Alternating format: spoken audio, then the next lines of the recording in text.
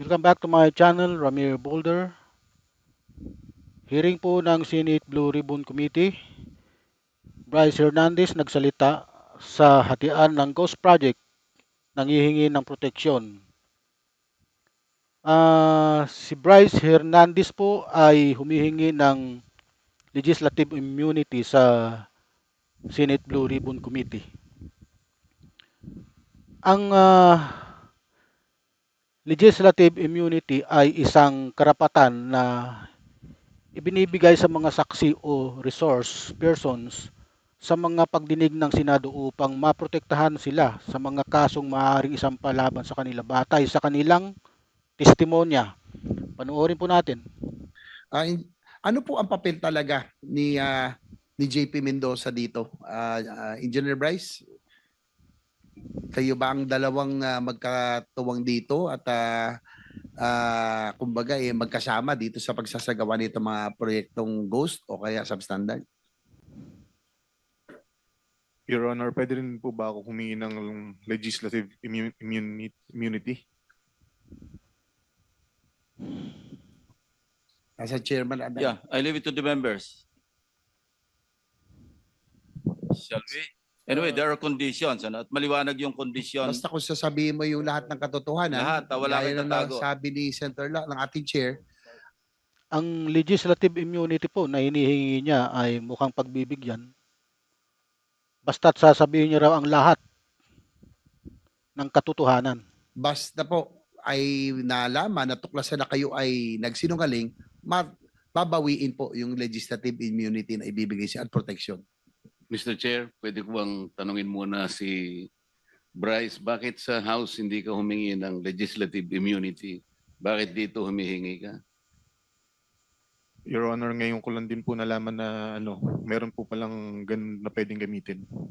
Tanong ni Marcolita, bakit daw sa House hindi siya humingi ng legislative immunity?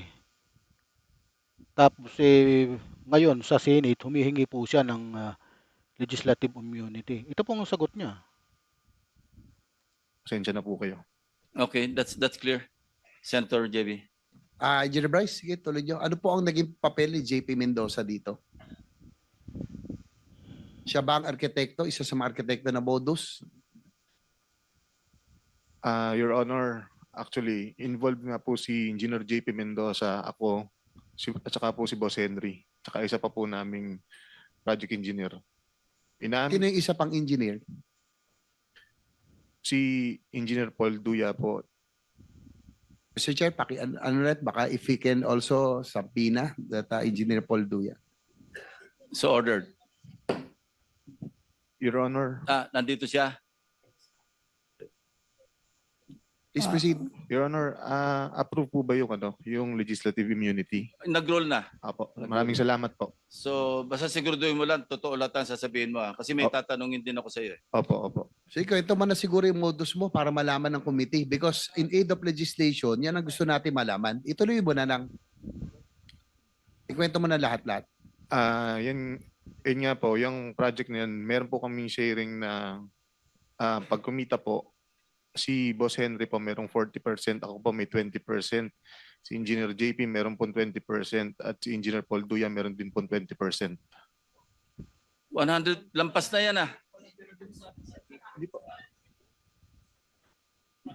Ano yon sa portion nyo lang? Yung sharing po kung magkano po lahat, yun po parang meron pong certain percentage kung magkano po yun naging kita, yun po yung hatian. Pasensya na po, hindi ko lang po naliwanag na maayos. Pero tanong ko, Engineer Bryce, bakit nyo naisip yung ghost? Kasi alam mo, minsan matatanggap pa natin kung may konting pakinabang pero gagawin nyo yung proyekto eh. Ito wala talaga. Paano nyo naisip? Bakit ba?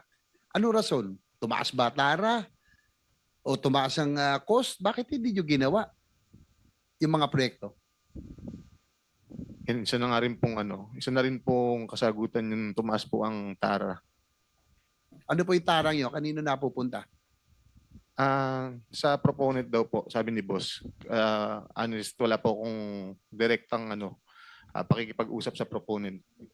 Engineer Alcantara, DE. Sino po yung Sabi mo, proponent? Boss Angeles, yung dating DE yan, di ba? Raul Angeles? Hindi po, wala po akong binanggit na Angeles po. Sorry. Engineer Alcantara, sino po yung proponent na sinasabi ni Bryce? Hindi ko po alam sa kanya, Your Honor. Every time po na may tatanong sa kanya, puro po ang turo sa akin. Maliwanag ba naman po rito na sinasabi ng mga contractor na sila po ang kausap dyan, Your Honor. Hindi, pero under oath po kayo, Engineer Yes, sir. Alcantara, para Opo. mabawasan na nyo. Turuan nyo na kami, malaman na, tulungan nyo na kami malaman ng katotohanan. Total, andyan na kayo sa ganitong posisyon, sitwasyon. Sino po buwang mas mataas na opisyal ang nakakaalam nito o may kinalaman nito? Whether insertion o pinayagan yung inyong modus, meron bang mas mataas opisyal ng DPWH? Meron bang legislator na yan ang sinususpetsahan? Dahil, sige po. Your Honor, pagdating po sa funding, gaya po ng sinabi ko dati, kami po ay nagsasubmit ng wishlist sa regional office po. Wishlist po na nanggagaling sa amin. At after po niyan, sinasabit po nila sa central office. Regarding po dun sa mga insertions po ng sinasabi niyo po, wala po kaming alam po doon Your Honor Kasi po, gaya nga po nila Yusek Kati at sila Secretary, tinatanong niyo po sila dati kung sino po kasi hindi po Yung wala po sa proponent, level. hindi nyo alam kung sino? Sa level nyo? Yung pong regular po na dumadating po sa district na under po sa NEP, sa NEP lang po ang pinag-uusapan po natin. Sinong Yusek ang sinasabi nyo may alam nito? Yung mas mataas sa inyo? Hindi po, ang sinasabi ko po, tinatanong niyo po dati sila Yusek Cabral because they are the planning. So kami po, hindi po namin alam po sa level po namin yung sa mga ganyan pong funding, Your Honor. Dahil nung huling pag-appear dito ni Congressman Toby Tiangco, may mga dala siyang dokumento. At doon sa kanya pinakita, Mr. Chair, marami po ang insertions at biglang bumukol, lumaki ang sa Mindoro at sa Bulacan. So, yun po ay na documented, dala ni Congressman Tiangco. Hindi nyo pa i-confirm, Engineer Alcantara, na may alam kayo doon. Hindi ko po alam, Your Honor, talaga po. Pagdating po sa funding, Your Honor. Thank you Sino ba talaga ang mastermind sa inyong dalawa? Sabi ni Bryce Hernandez, kayo po, engineer. Your Honor, yung pong ghost project yan, talaga pong wala po akong alam sa ghost project na yan, Your Honor. Mr. Chair, with the indulgence of Senator JB Erto. Senator Erwin Tulfas recognized. Mr. Chair, can we ask this person to show cause, order a show cause order for him today? Okay. Ano po ang inyong opinion sa mainit ng investigasyon ngayon sa Senate Blue Ribbon Committee? Marami pong salamat. Huwag niyo pong kalimutang mag-like and subscribe. Salamat po.